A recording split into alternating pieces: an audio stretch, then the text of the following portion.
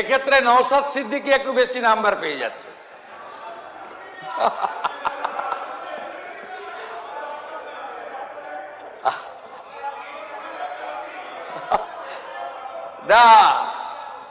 নওশাদ ভাই একটু আগে বলছিল যে আপনি তো এখন ভাঙড়ে এই সরকার আসার পরে সুস্থভাবে যাতায়াত করছেন, কোথাও কোনো সমস্যা হচ্ছে না।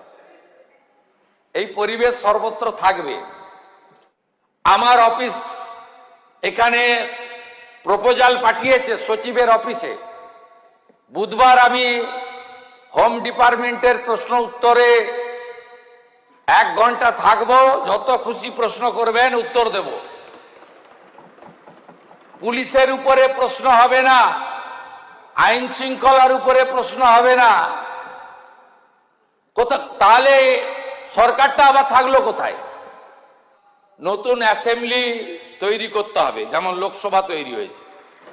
আগামী দিনে ডিলিমিটেশন হলে, মহিলা সংরক্ষণ হলে 294টা বেড়ে 400-র উপরে যাবে। তার পরিকল্পনা যদি আপনি এখন থেকে না করেন, এখন থেকে যদি একটা জায়গা দেওয়া আছে, সেই জায়গার পরিস্থিতি কি আছে, একটা অল পার্টি ডেলিগেশন নিয়ে আপনি একদিন দেখেও আসুন। এবং পিডব্লিউডি বা যে সমস্ত সংস্থা আছে কনস্ট্রাকশনের, প্রাথমিক একটা চিন্তা ভাবনা এখন থেকে করুন। এই বিল্ডিং হেরিটেজ। পশ্চিমবঙ্গ সাধারণ নির্বাচনের মধ্য দিয়ে যে বিধানসভা গঠিত হয়েছে, সেই বিধানসভা যে বাজেট অধিবেশন, প্রথম বাজেট অধিবেশন, আজ তার সমাপ্তি দিন। প্রথা মেনে ধন্যবাদ জ্ঞাপন হবে এবং আমরা যে কয়েকটা দিন বা যে কয়েকটা ঘন্টা অতিবাহিত করলাম, তাতে কি কি বিষয়ে, কতগুলি বিষয়ে আলোচনা হলো সেটা উল্লেখ করা হবে। এটা প্রথা। আমি প্রথমে আপনাকে ধন্যবাদ জানাই। সর্বসম্মতিক্রমে হাউস আপনাকে অধ্যক্ষ নির্বাচিত করার মধ্য দিয়ে একটা বার্তাই দিয়েছে যে আমরা চাই সংসদীয় পরম্পরা, বিধানসভার ঐতিহ্য, গরিমা আরো উত্তরোত্তর বৃদ্ধি পাক। আমি সাথে সাথে প্রথমেই বিরোধী দলের সমস্ত অপোজিশন লিডার সহ সমস্ত সদস্য, কারণ ভিন্ন ভিন্ন দল নিয়ে এবারে বিরোধী দলের সমষ্টি তৈরি হয়েছে বা জনগণ তৈরি করে দিয়েছে। আমি প্রত্যেকটি দলের প্রত্যেকটি অংশের সংখ্যার বিচার না করে ব্যক্তিগতভাবে প্রত্যেককেই ধন্যবাদ জানাবো। তার সাথে শাসক পক্ষের সমস্ত বিধায়কদেরও ধন্যবাদ জানাবো, কারণ এই বিধানসভায়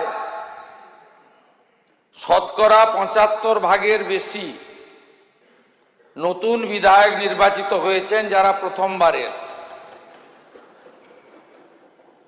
কিন্তু আমি বক্তব্য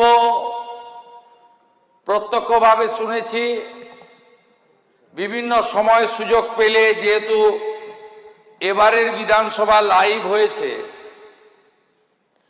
এবং ইউটিউব চ্যানেলের মাধ্যমে এই রাজ্যের mainstream electronics media, social media, portal, YouTuber, তারাও এমনকি কিছু কিছু বিষয়ে ন্যাশনাল মিডিয়াতেও পশ্চিমবঙ্গ বিধানসভা এবারে জায়গা করে নিয়েছে। এটি একটি গুরুত্বপূর্ণ অধ্যায়ের সূচনা। আপনারা জানেন আমরা সব সময় বিধানসভাকে প্রাণবন্ত করতে চাই।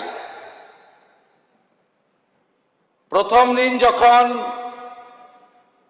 আপনাকে ধন্যবাদ জ্ঞাপনের উপরে বক্তব্য হচ্ছিল, সেই দিনই আমি বলেছিলাম সংখ্যা ফ্যাক্টর নয়, হাউস বিলংস টু অপোজিশন। আপনাদের অর্ধেক সময় দেওয়া হবে। বিএ কমিটির সুপারিশ ক্রমে সেই কাজ আপনার নেতৃত্বে হয়েছে, কিন্তু ইতিমধ্যে বিধানসভায় বিরোধী দলনেতা নির্বাচন নিয়ে মামলা হয়েছে। এক্ষেত্রে আমি কোনো মন্তব্য করব না, বিচারাধীন বিষয়।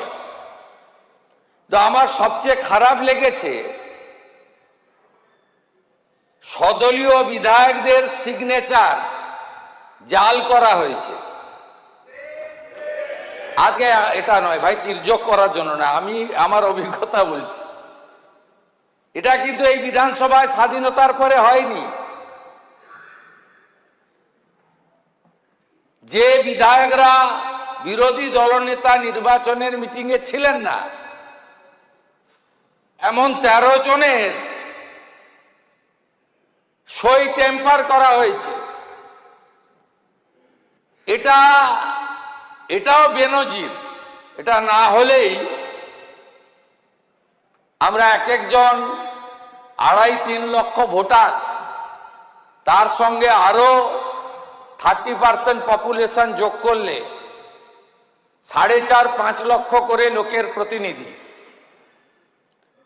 আমাদের এই কাজগুলো শোভা পায় না, এটা আমার মনে হয়েছে। আমি গ্রাউন্ডে কাজ করি, অন্য রাজ্যেও যোগাযোগ আছে। অন্য রাজ্যে বিধায়করা অনেক বেশি কাজের সুযোগ পান। এখানে বিধায়কদের থেকেও পঞ্চায়েত পৌরসভা লোকেদের কাজের সুযোগ বেশি। ঝাড়খণ্ডের মতো রাজ্য, যেটা পশ্চিমবঙ্গের তুলনায় অনেক ছোট, এমন বহু রাজ্য আছে 5 কোটি টাকা বিধায়ক এলাকা উন্নয়ন তহবিলে দেয়। উত্তরপ্রদেশ তো শুধু বিধায়ক এলাকা তহবিল নয়, সেখানে মুখ্যমন্ত্রী এবং অর্থমন্ত্রী বিধায়কদের বলেন যে 25 কোটি টাকার অতিরিক্ত স্কিম দিয়ে যাবেন। এখানে বিধায়কদের সে ধরনের গুরুত্ব উন্নয়নের ক্ষেত্রে দেওয়া হয়নি। না, এটা হয় না। বাজেটের দিন তো বলেছেন অর্থমন্ত্রী 70 লাখের জায়গায় 1 কোটি। আস্তে আস্তে এগোবে। কিন্তু অনেক সমস্যার মধ্যে আছি। এই যে লাইভটা হয়েছে, এখনো স্লিপে ভোট। উত্তর পূর্বাঞ্চলে ছোট ছোট রাজ্যেও ইলেকট্রনিক্স ভোটিং মেশিন। বিধায়কদের আবাস গোটা ভারতবর্ষের মধ্যে সবচেয়ে নিম্নমানের আবাস পশ্চিমবঙ্গ বিধানসভা। প্রাসাদ দরকার নেই, কিন্তু এলাকা থেকে লোকজন আসেন, ভিজিটার আসেন। একটা রুমে ভিজিটার মিট করবেন, রান্না করবেন, না বসবেন, এরকম কেউ ভাবেনি। আগামী দিনে আপনার অনেক দায়িত্ব, সচিবের অনেক দায়িত্ব। রাজ্য সরকার প্রস্তুত, জমি দেওয়া হবে, বরাদ্দ দেওয়া হবে। বিধায়কদের কাজের পরিবেশ তার বিধায়ক আবাস থেকে শুরু হওয়া উচিত এবং তার এলাকায় গিয়ে শেষ হওয়া উচিত। আমি 5 বছর অপোজিশনের এমএলএ ছিলাম এলোপিত ক্যাবিনেট মিনিস্টারের সমতুল্য পর্যায়ে পড়ে। কোন প্রশাসনিক মিটিং এ ডাকা তো দূরের কথা, 15ই আগস্টের কার্ডও দিত না। স্বাধীনতা দিবস এলাকায় হবে সে কার্ডও দেওয়া নিষিদ্ধ ছিল। আমরা প্রথম দিন থেকে আপনাদের ডাকি, কথা বলি,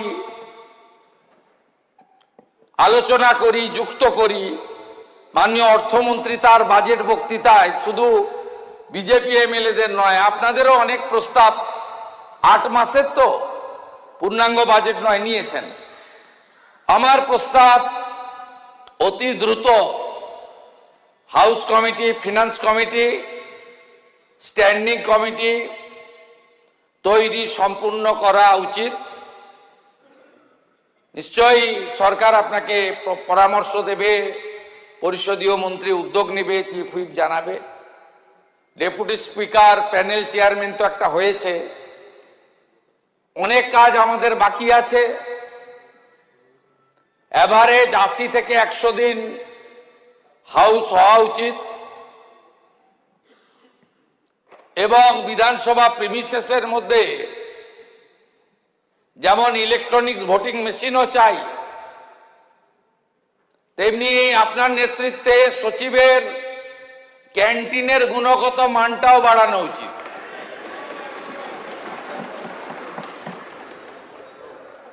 খুব বিরাট কিছু খাওয়ার দরকার নেই, কিন্তু একটা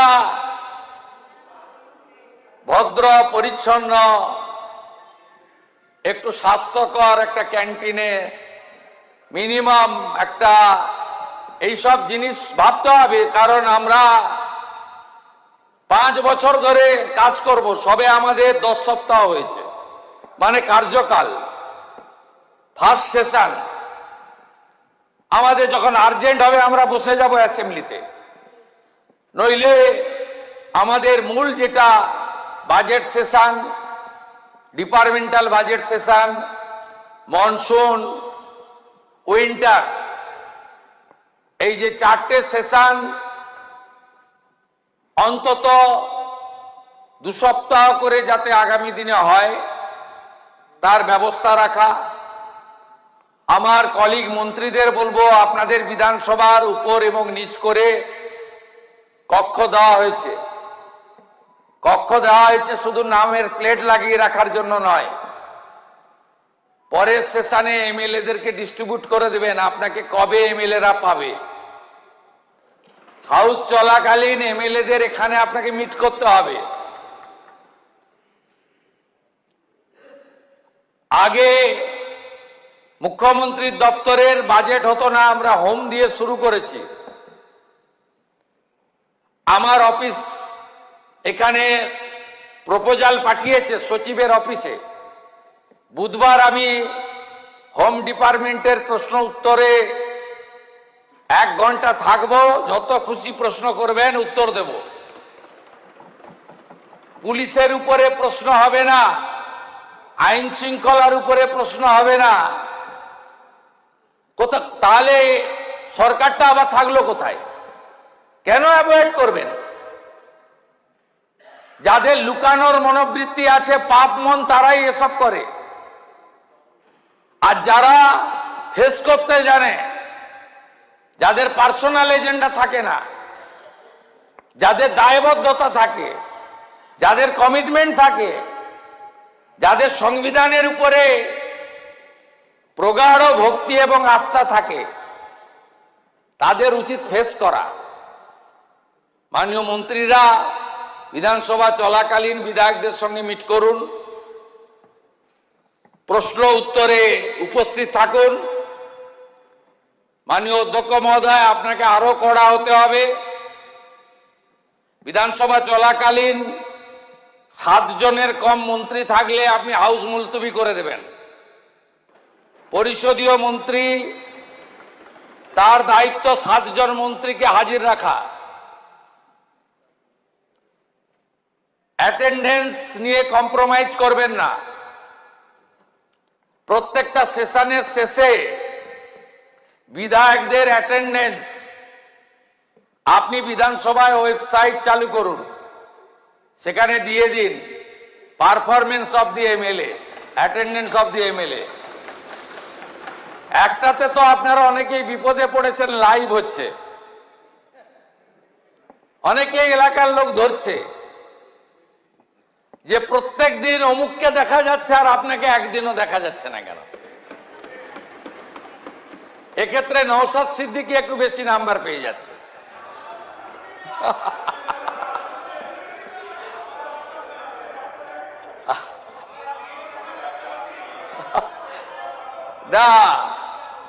নওশাদ ভাই একটু আগে বলছিল যে আপনি তো এখন ভাঙড়ে এই সরকার আসার পরে সুস্থভাবে যাতায়াত করছেন, কোথাও কোনো সমস্যা হচ্ছে না। এই পরিবেশ সর্বত্র থাকবে। বিডিওরা, প্রশাসন আপনাদের কথা শুনবে, আপনাদের এমএলএ ল্যাডের কাজ পড়ে থাকবে না। আপনাদেরও দেখতে হবে প্রপারলি স্কিম দেওয়া, ইউটিলাইজেশন সংগ্রহ করা, একটা ভালো পরিবেশের মধ্য দিয়ে আমরা সবাই করব। এই শপথ আমাদের নিতে হবে এবং খুব প্রাণবন্ত করতে হবে। Finance committee, house committee, standing committee, public accounts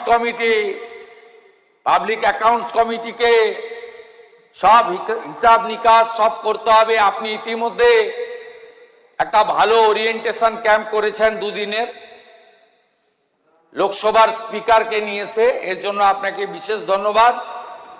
আগামী দিনে স্ট্যান্ডিং কমিটি, হাউস এবং ফিনান্স কমিটির চেয়ারম্যান হয়ে গেলে তাদেরকে নিয়েও একটা আপনি ওরিয়েন্টেশন ক্যাম্প করুন। স্ট্যান্ডিং কমিটির চেয়ারম্যানদের যে রোল, পারফরমেন্স, সেটা করা। লাইব্রেরিকে আরো বেশি আপনি আপডেট করুন। লাইব্রেরি থেকে তথ্য পাওয়ার ক্ষেত্রে আরো বেশি করে যাতে সমৃদ্ধ হয়। মাননীয় বিধায়কদের বলবো, আমি 2006 আসার পরে পুরো লাঞ্চ টাইমটা লাইব্রেরিতে কাটাতাম। আমি ডক্টর বিধানচন্দ্র রায় থেকে, ডাক্তার আমাদের অজয় মুখোপাধ্যায় থেকে এবং অনেক বামপন্থী সদস্যরও, বিনয় কৃষ্ণ চৌধুরী থেকে শুরু করে, তাদের বক্তব্য আমি লাইব্রেরিতে গিয়ে পড়েছি। নতুন বিধায়করাও লাইব্রেরিতে গিয়ে, যারা 5 বার 7 বার 8 বার করে এমএলএ হয়েছেন, অত্যন্ত সম্মানীয় ব্যক্তি, তাদেরও বক্তব্যগুলো পড়ে নিজেকে সমৃদ্ধ করুন। এখন থেকে প্রস্তুতি নিন। প্রচুর প্রশ্ন জমা দিতে হবে এবং প্রশ্ন করতে হবে, সাপ্লিমেন্টারি প্রশ্ন করতে হবে, তার প্রস্তুতি আপনারা নিতে থাকুন। আমি আবাস ক্যান্টিনের কথা বলার পরে পরিশেষে মাননীয় অধ্যক্ষ এবং সচিবালয়কে বলবো যে এত সকালবেলা নাম জমা দেওয়ার জন্য বলেন, অনেক মেম্বারের অসুবিধা হচ্ছে। এটা আপনি আগের দিন ইভিনিং এ নেওয়া যায় কিনা, এটা ভাবা দরকার। এটা দেখুন, এটা অনেকেরই সমস্যা হচ্ছে। আমার বড় দিদি মাতৃসভা শিখা চ্যাটার্জি প্রায় 1 লাখ ভোটে জিতেছেন এবারে, তাই তো? তা দিদি আমাকে বলছিলেন যে সকাল 7টায় এসে কি করে জমা দেব নাম। এটা অনেকেরই সমস্যা। দিদি বুঝেছেন, এটা নিয়েও সচিবালয়কে ভাবতে হবে। আপনার অনুমতি নিয়ে অল পার্টি মিটিং করে কিছু কিছু অভিজ্ঞতার ভিত্তিতে সিস্টেমও চেঞ্জ করে দেওয়া দরকার বলে আমার মনে হয়েছে। আমি আজকে আপনাকে ধন্যবাদ জ্ঞাপন করার সাথে সাথে আমার অভিজ্ঞতা এবং বিধায়কদের কিছু মনের কথা সেটা জানানোর জন্যই আমি বক্তব্য রাখার সুযোগ দিয়েছেন বললাম। আর নতুন অ্যাসেম্বলি তৈরি করতে হবে, যেমন লোকসভা তৈরি হয়েছে। আগামী দিনে ডিলিমিটেশন হলে, মহিলা সংরক্ষণ হলে 294টা বেড়ে 400-র উপরে যাবে। তার পরিকল্পনা যদি আপনি এখন থেকে না করেন, এখন থেকে যদি একটা জায়গা দেওয়া আছে, সেই জায়গার পরিস্থিতি কি আছে, একটা অল পার্টি ডেলিগেশন নিয়ে আপনি একদিন দেখেও আসুন।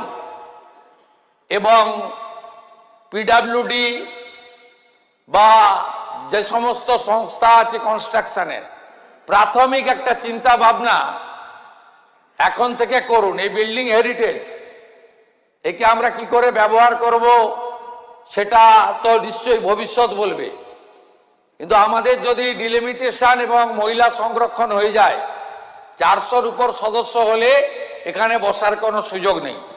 আমি কোভিডের সময় মেম্বার ছিলাম, কোভিডের সময় সোশ্যাল ডিস্টেন্সিং ছিল, একেবারে ওই পর্যন্ত এমএলএদের বসাতে হতো, একবারে লাস্ট গ্যালারির মাথা পর্যন্ত।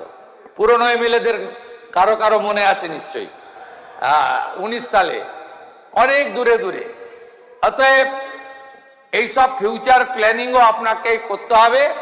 অর্থমন্ত্রীকে সাক্ষী রেখে বলছি, অর্থ কোনো সমস্যা হবে না। ভালো থাকবেন, সবাইকে ধন্যবাদ, সচিবালয়কে ধন্যবাদ, নিরাপত্তা রক্ষীদের ধন্যবাদ, সংবাদ মাধ্যমের কর্মীদের ধন্যবাদ, পিডব্লিউডি ইলেকট্রিক্যালকেও ধন্যবাদ।